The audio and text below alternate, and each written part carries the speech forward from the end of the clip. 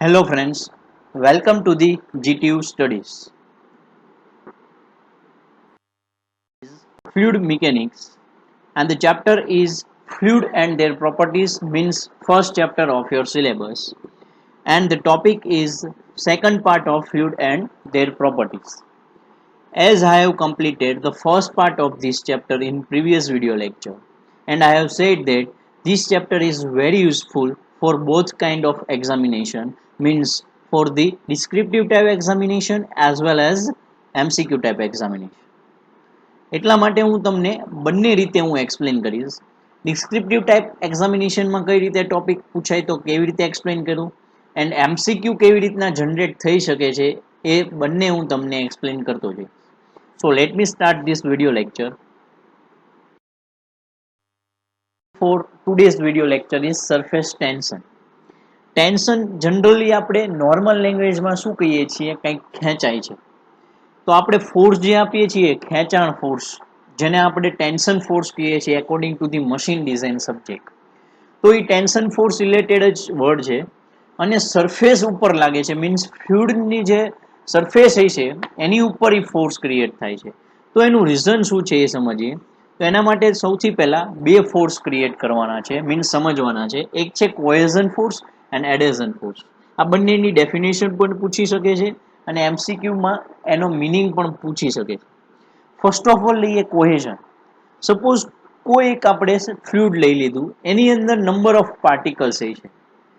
હવે એ same fluid જ છે, બીજું એક કઈ એની સાથે ફ્લુઇડ મિક્સ નથી કરેલું, એટલે એક જ ફ્લુઇડના ઘણા બધા અલગ અલગ પાર્ટિકલ વચ્ચે ફોર્સ લાગતો હોય છે, બોન્ડિંગ ફોર્સ. તો એ સેમ ફ્લુઇડના પાર્ટિકલ્સ વચ્ચે જે ફોર્સ લાગે છે એને કહેવાય cohesion force means the force between molecules of the same fluid. અને જો મોલિક્યુલ્સ વચ્ચેનો જ ફોર્સ પણ બે મોલિક્યુલ્સ વચ્ચેનો જે ફોર્સ હોય એમાં બંને મોલિક્યુલ્સ થી અલગ અલગ ફ્લુઇડના હોય means the force between molecules of different kinds of fluids, then this force is known as adhesion force. So we can define two forces for the molecular force, cohesion and adhesion. હવે જ્યારે પણ fluid આપણે બકેટની અંદર કે કોઈ વેસલની અંદર fill up કરેલું હોય છે, સપોઝ કે આ રીતે જે નીચેનો પોર્શન સ્કાય બ્લુ જે દેખાય છે એ સપોઝ વોટર છે. હવે એની અંદર મેં સમજવા માટે બે પાર્ટિકલ્સ લીધેલા છે. એમાં બ્લુ શેપના બે પાર્ટિકલ્સમાં એક નીચેનો પાર્ટિકલ સૌથી પહેલા લઈએ તો એ પાર્ટિકલ્સની ફરતે સરાઉન્ડિંગમાં ઘણા બધા બીજા પાર્ટિકલ છે પણ સેમ ફ્લુઇડના જ છે કારણ કે બધા પાર્ટિકલ્સ છે એ સેમ ફ્લુઇડની કારણે જ સરાઉન્ડિંગ થયેલો હોય છે આ પાર્ટિકલ. તો એના કારણે જેટલા પણ પાર્ટિકલ્સ જે આ બ્લુ પાર્ટિકલ્સ ઉપર ફોર્સ લગાડે છે એ બધા ફોર્સ કેવા થશે, કોહેઝન ફોર્સ થશે કારણ કે બધા પાર્ટિકલ્સ છે સેમ ફ્લુઇડના જ છે. અને એની ડાયરેક્શન જોવો તો મેં એની ઘણા બધા લાગતા છે એમાંથી અમુક ડાયરેક્શન બતાવી છે. બધા કોહેઝન ફોર્સ છે અને કોહેઝન ફોર્સની વેલ્યુ બધી ડાયરેક્શનમાં સરખી હોય છે. એટલે કે એક વર્ટિકલી અપવર્ડ લાગે છે તો નીચેના પાર્ટિકલ્સના કારણે વર્ટિકલી ડાઉનવર્ડ લાગે છે અને બંનેની વેલ્યુ કેવી છે, સેમ. મીન્સ ઓપોઝિટ ડાયરેક્શનમાં બે ફોર્સ કન્સિડર કરવાના છે એટલે ઓવરઓલ તમે વેલ્યુ જોવા જાઓ તો કેવી થઈ જશે, 0. એટલે કે નોર્મ જે એવરેજ છે જે ફાઇનલ વેલ્યુ એ કેટલી થશે પાર્ટિકલ ઉપર, 0 થશે ફોર્સની. હવે એ જ પાર્ટિકલ છે સપોઝ બીજો લઈ લઈએ આપણે સરફેસ ઉપર છે, જે આપણે ઉપર દેખાડેલો છે સરફેસમાં. એમાં સરફેસની અડધી ઉપર છે અને અડધો નીચે છે. તો શું થશે, સરફેસની અંદર એટલે કે સરફેસ ઉપર જે છે એમાં પાર્ટિકલ્સ જેટલો ફ્લુઇડની અંદર છે એ અંદરની બાજુથી બધા પાર્ટિકલ્સ સેમ ફ્લુઇડના કોહેઝન ફોર્સ લગાડશે અને ઉપરની બાજુથી ઉપર શું હોય છે ફ્લુઇડની ઉપર, તો આપણે અત્યારે આપણા એટમોસ્ફિયરમાં જ મૂકેલું હોય એવું એઝ્યુમ કરીએ તો ઉપર એર છે એટલે કે air A one type of fluid છે એટલે એરના પાર્ટિકલ્સ છે એ આ બ્લુ પાર્ટિકલ્સ ઉપર ફોર્સ લગાડશે પણ એ ફોર્સને કેવા કહેવાય, એડહેઝન ફોર્સ કહેવાય. એટલે કે જે સરફેસ ઉપર પાર્ટિકલ્સ છે એમાં અડધા પોર્શનમાં ઉપરથી એડહેઝન ફોર્સ લાગે છે અને નીચેની બાજુથી કોહેઝન ફોર્સ લાગે છે અને બંનેની વેલ્યુ સેમ નથી હોતી. મીન્સ જે રિઝલ્ટન્ટ ફોર્સ છે નેટ ફોર્સ ઓન મોલિક્યુલ્સ એ 0 નહીં થાય અને એના કારણે જે રિઝલ્ટન્ટ ફોર્સ ક્રિએટ થાય છે એ રિઝલ્ટન્ટ ફોર્સને આપણે કહીશું surface tension. So it can be defined as a mixture of two forces. Surface tension is a resultant force which is produced because of combined effect of cohesion force and adhesion force. It has been asked in one type of MCQ examination also. Ready. હવે એનો symbol છે હું sigma આપી દઉં. તો હવે તમે એને કોઈ પ્રોપરલી ડેફિનેશનમાં જેમાં આપણે એને ન્યુમેરિકલી કેલ્ક્યુલેશન બેઝ ઉપર જો ડિફાઇન કરવું હોય તો it will define or measure as a force પર યુનિટ લેન્થ. સરફેસ ટેન્શન કહેવામાં આવે ને એટલે પર યુનિટ લેન્થ થાય. જો ટોટલ સરફેસ ટેન્શન ફોર્સ એવું કહે ને તો ટોટલ વેલ્યુની વાત થાય. Surface tension force is a પર યુનિટ લેન્થ એટલે એનો યુનિટ થશે ન્યૂટન પર મીટર. રેડી. અને ટોટલ સરફેસ ટેન્શન ફોર્સ મેળવવો હોય તો સિગ્મા ઇન્ટુ જે ટોટલ લેન્થ થતી હોય પાર્ટિકલનો અથવા સર્ક્યુમફરન્શિયલ એને ટોટલ સરફેસ ટેન્શન ફોર્સ કહેવાય. હવે આપણે સરફેસ ટેન્શન માટેનું ઇક્વેશન જે યુઝ કરીએ છીએ જે ડેફિનેશનમાં જે કેલ્ક્યુલેશનમાં અને એમસીક્યુમાં પણ પૂછી શકે છે એ કઈ રીતે ડિરાઈવ થાય છે એ જોઈએ. તો ફ્લુઇડના પાર્ટિકલ્સ છે એ ફ્લુઇડની અંદર જ વર્કિંગ કન્ડિશનમાં રહે એના માટે મેં જે ઇક્વેશન અહીંયા લખેલું છે એ ફૂલફિલ થવું જોઈએ. It's compulsory. Means pressure created on particles of fluid. જે પાર્ટિકલ ઉપર પ્રેશર ક્રિએટ થશે એ કોના જેટલું થવું જોઈએ is equal to surface tension force on particles. Total surface tension force on particle. એટલે કે લેફ્ટ સાઈડ પ્રેશર ફોર્સ જે ક્રિએટ થાય છે is equal to right side total surface tension force જેટલું થવું જોઈએ. હવે પ્રેશર ફોર્સ એટલે શું થાય? Pressure into area. એટલે આપણે લેફ્ટ સાઈડ શું લખી શકશું? પ્રેશર પી ઇન્ટુ એરિયા. તો પાર્ટિકલ્સ આપણે કેવો લીધો તો હમણાં ફિગર ડ્રો કરી પ્રમાણે સર્ક્યુલર એટલે એનો એરિયા લઈ લઈએ π/4 d² is equal to surface tension force. Total છે એટલે સરફેસ ટેન્શન ઇન્ટુ શું કરવું પડશે? સર્ક્યુમફરન્શિયલ ઓફ સર્કલ. સરફેસ ટેન્શન એટલે સિગ્મા ઇન્ટુ સર્ક્યુમફરન્સ મીન્સ પરિઘ અને સર્કલનો પરિઘ છે એ તમારા પ્રમાણે શું થાય છે 2πr મીન્સ πd એટલે આપણે મૂકી દીધું સિગ્મા ઇન્ટુ πd. હવે પાઈ છે એ બંને સાઈડ છે કેન્સલ થઈ જશે, એક ડી કેન્સલ થઈ જશે. પી પ્રેશરને સબ્જેક્ટ બનાવો so we got the equation P is equal to 4 sigma by D. It is the equation for the surface tension. હા, ડિફરન્ટ કાઇન્ડ્સ ઓફ શેપ માટે એટલે કે જ્યારે પાર્ટિકલ્સના શેપ અલગ અલગ કન્સિડર કરો તો તમને કંઈક થોડું ઘણું અલગ ઇક્વેશન મળતું હોય મળશે. આવું જ ઇક્વેશન ખાલી 4 સિગ્મા બાય ડી ની જગ્યાએ ક્યારેક 8 સિગ્મા બાય ડી થશે, ક્યારેક 2 સિગ્મા બાય ડી થશે. એટલે ખાલી શેપ બદલાય તો ઇક્વેશન થોડુંક ચેન્જ થાય છે. બાકી તમે ફોર્મ્યુલા આ રીતે યાદ રાખી શકો છો. તો it is a surface tension effect. હવે આપણે નેક્સ્ટ લઈએ. because there will be a capillarity effect generated. પણ પર્ટિક્યુલર કેસ માટે જનરેટ થાય છે. કેવા કેસ માટે? તો એના માટે એવું કહી શકાય કે વેન એની સ્મોલ ડાયામીટર ટ્યુબ, એક ટ્યુબ લેવાની છે જેનો ડાયામીટર સ્મોલ હોય અને એ બંને છેડેથી બંને સાઈડથી ઓપન હોય વિથ ઓપન એન્ડ્સ અને પછી એને કોઈ પણ ફ્લુઇડમાં કે લિક્વિડમાં સબમર્જ કરાવો મીન્સ સબમર્જ એની ફ્લુઇડ.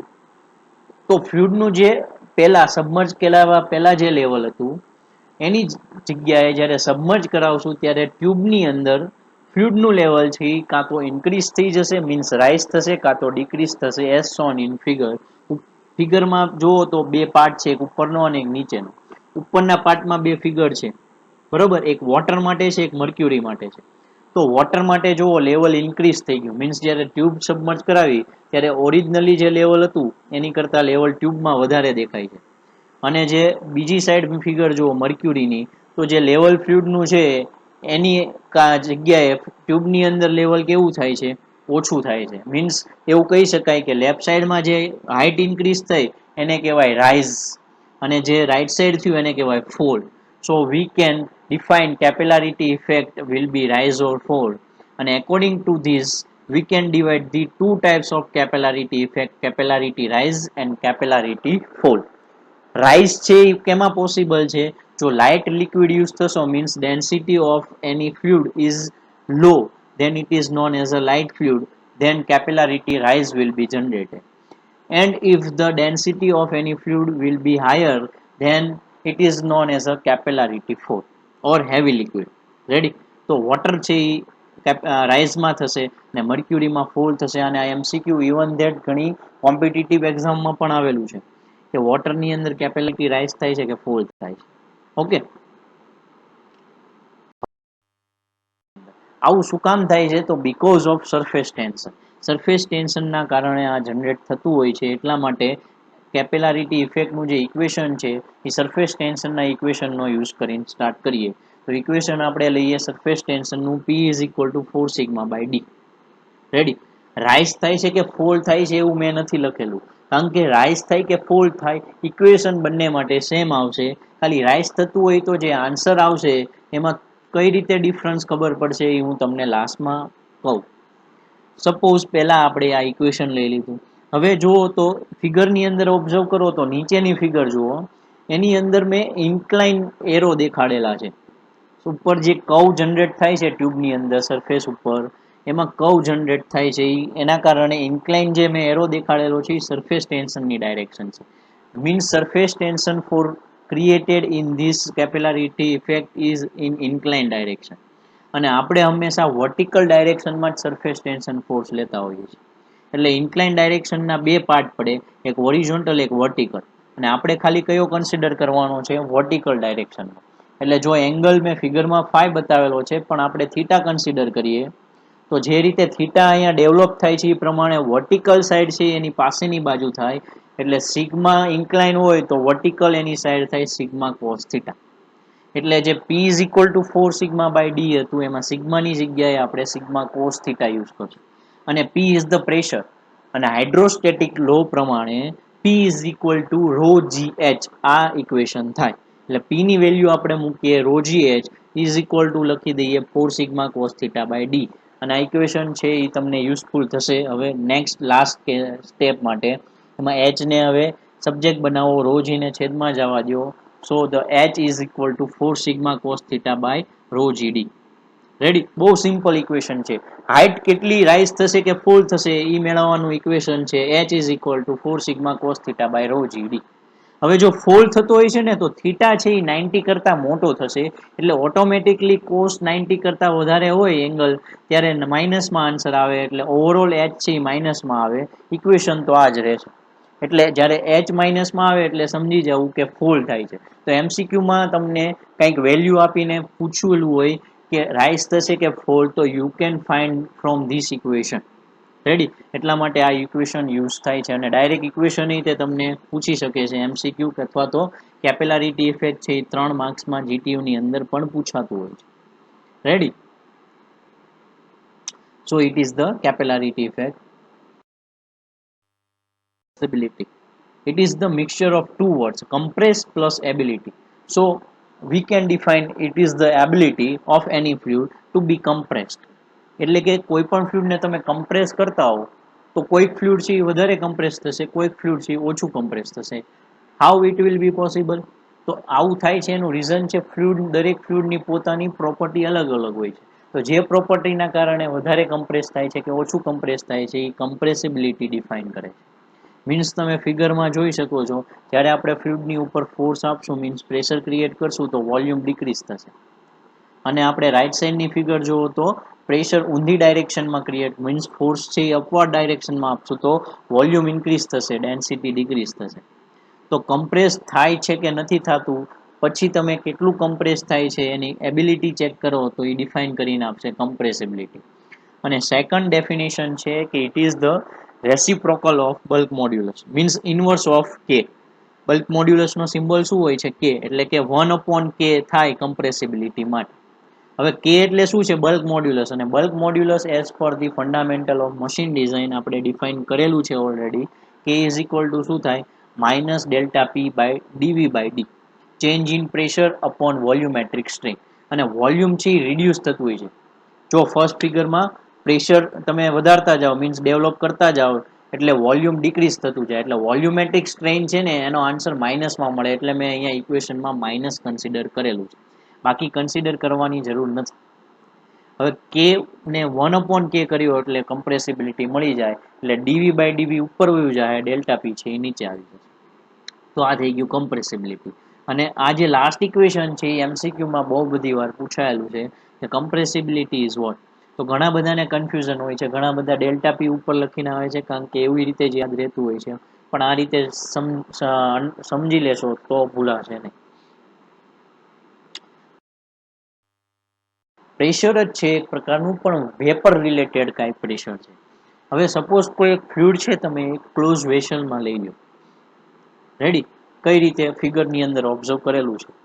હવે એ ફ્લુઇડની અંદર જ્યારે ટેમ્પરેચર કોન્સ્ટન્ટ જ રાખવું છે, પણ પ્રેશર છે ધીમે ધીમે રિડ્યુસ કરતા જાઓ, તો એક ટાઈમે એવું પ્રેશર જનરેટ થશે કે એની કરતાં હજી તમે પ્રેશર ઘટાડશો એટલે ફ્લુઇડના પાર્ટિકલ્સ છે એ ઓટોમેટિકલી કન્વર્ટ થઈ જશે વેપર ફોર્મમાં. તો રાઈટ સાઈડની ફિગર જુઓ તો અમુક પાર્ટિકલ્સ છે જુઓ વેપર ફોર્મમાં ક્રિએટ થવાનું. Means in any fluid the pressure of particles goes below than vapor pressure at given temperature, then then they will be converted into vapor form. Ready? તો આ જે છે એ અનડિઝાયરેબલ ઇફેક્ટ છે, વર્કિંગ માટે સારી વાત નથી, એટલે એ જેમ ઓછું ક્રિએટ થાય એમ વધારે સારું. અને શું કામ આવું છે? કારણ કે વેપર પ્રેશરના કારણે કેવિટેશન પ્રોડ્યુસ થતું હોય છે. રેડી? તો કેવિટેશન એટલે શું આપણે જોઈએ. Explain that vapor pressure is the pressure in which below than this pressure particles converted into vapor itself. એની મેતે જ વેપરમાં કન્વર્ટ થઈ જાય છે, આપણે ટેમ્પરેચર વધારવાની જરૂર નથી. અને આવું જ્યારે ફ્લુઇડ કોઈ સરફેસ ઉપરથી પાસ થતું હોય અને આવું જો બને અને ફ્લુઇડ પાર્ટિકલ્સ છે વેપરમાં કન્વર્ટ થઈ જાય, વેપર બબલમાં, તો શું થશે? તો આવા ઘણા બધા પાર્ટિકલ્સ છે એ વેપરમાં કન્વર્ટ થઈ જાય એટલે આવા બધા બબલ ભેગા થઈને એક ક્લાઉડ બનાવશે. એટલે કે બબલ ભેગા કરીને એક વાદળ ક્રિએટ થયું એવું કહી શકાય. Means these types of many bubbles created cloud of bubble and carried out with the fluid while passing. જ્યારે પાસ થતું હોય છે એની અંદર પાસ થતું જશે, પણ અમુક ટાઈમે એ શું થશે? કોલેપ્સ થશે સરફેસ સાથે જેમાંથી પાસ થાય છે, અને સરફેસ સાથે જેવું સ્ટ્રાઇક થશે એટલે એ શું થશે? કેવિટેશન પ્રોડ્યુસ કરે છે. મીન્સ જો ફિગરની અંદર પહેલા વેપર બબલ્સ ક્રિએટ થયા, પછી સરફેસ સાથે ટચ થયું, એટલે સરફેસ સાથે ટચ થશે એટલે એની અંદર જે વોઇડ્સ જનરેટ કરે અથવા કેવિટીઝ જનરેટ કરે છે, જેને આપણે કહી શકીએ કે ખવાણ કરે છે. અને ખવાણ થવાની જે પ્રોસેસ છે, જે આપણે ટેકનિકલ વર્ડ કેવો હોય તો એને આપણે કહી શકીએ કે કેવિટેશન થાય છે. Means it is known as a cavitation. એટલે જે વેપર બબલ ક્રિએટ થાય છે વેપર પ્રેશરને લીધે, અને વેપર બબલ જે ઇફેક્ટ પ્રોડ્યુસ કરે છે સરફેસ ઉપર, એને કહેવાય કેવિટેશન. જે રિયલ પિક્ચર હું તમને બતાવું તો રિયલની અંદર આ જે બ્લેડ દેખાય છે, બ્લેડની ઉપર બબલ્સના કારણે કેવિટેશન જે પ્રોડ્યુસ થાય છે એનું રીઝન છે. અને આના કારણે જ આપણે આફ્ટર સમ ટાઈપ્સ અમુક ટાઈપના સ્ટ્રક્ચર છે એ ચેન્જ કરવા પડતા હોય છે. જો આ રિડ્યુસ કરી દઈએ તો આપણે જે યુઝ કરીએ છીએ પાર્ટ્સ, એની લાઈફ છે, વર્કિંગ લાઈફ છે એ વધી જતી હોય છે. મીન્સ કેવિટેશન જેટલું બને એટલું ઓછું પ્રોડ્યુસ કરવાની ટ્રાય કરવી. એટલે એવા એમસીક્યુ પણ હોઈ શકે કે it is desirable or undesirable effect. તો આ અનડિઝાયરેબલ ઇફેક્ટ છે. રેડી?